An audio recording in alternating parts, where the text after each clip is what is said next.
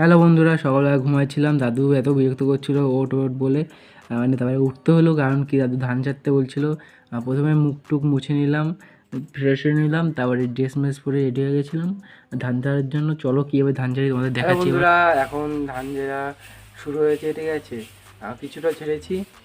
এই যে দেখো, এই যে সামনে এখানে ছিল, ওটা পুরো কমপ্লিট হয়ে আছে। এটা আছে, ওই যে ওটা আছে, ওটা আছে, আর এই যে এখানে ঝাড়া হচ্ছে। রেস্টে আছি। এই যে লুক দেখতে পাচ্ছ। কীভাবে ছাড়ি দেখাচ্ছি একটু বাদে। বন্ধুরা, 10টা বাজে, প্রচুর খিদা পেয়ে গেছে। তাই খাওয়া দাওয়া করে নিচ্ছি, তারপর আবার কাজ করবো। মেনুতে আছে কিছু একটা বরখি বড়া, এটা পুঁই শাকের পাতার বড়া, আর সে লাউয়ের তরকারি, আর লেবু আছে, আর ওয়াটার আছে। নাইস। বন্ধুরা, ঝাড়া শুরু হয়ে গেছিলো। দেখো, এটা আমি আর বেশি জেঠু আছে। আর জেঠুর সাথে টক্কর দেওয়ার চেষ্টা করছিলাম। আমি প্রথম শিখছি, তাই আমাকে পুরো কিডন্যাপার লাগছে। অনেকটাই চেষ্টা করছিলাম টক্কর দেওয়ার। হ্যালো বন্ধুরা, এটা এখানে যেগুলো ছিল, যে ধানগুলো ছিল, এগুলো কাটা কমপ্লিট হয়ে গেছে। সরি, কাটা বলি কেন, ঝাড়া কমপ্লিট হয়ে গেছে,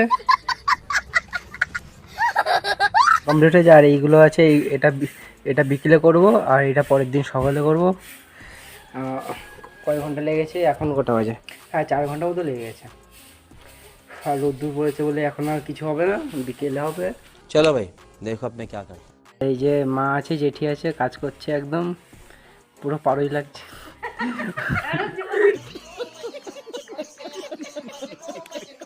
বন্ধুরা, ঝাড়ার পরে জেঠু মেশিনটা পরিষ্কার করে নিচ্ছিল। চলো বিকেলে দেখা হচ্ছে। হ্যালো বন্ধুরা, এখন ঝাড়ার জন্য আমার রেডি হয়েছে, ঠিক আছে। আর এটা নিউ লুক আবার। এই যে এখানে যে ধানগুলো আছে, এগুলো এখন ঝাড়া হবে। আমি আর ভাই মিলে ঝাড়বো। চলো ঝাড়া যাক। বন্ধুরা, কমপ্লিট হয়ে গেছে ওটা। এখন 4টে মতো বাজে, 1.5 ঘন্টা মতো লেগেছে। এখন চ্যান করে খাওয়া দাওয়া করবো। তারপরে বন্ধুরা, রাতের বেলা দেখো, ভাই পড়তে পড়তে ঘুমিয়ে গেছিলো, পুরো বসে বসে ঘুমাচ্ছে। আমি ফার্স্ট টাইম দেখলাম, সেরা ছিল এটা, সেরা।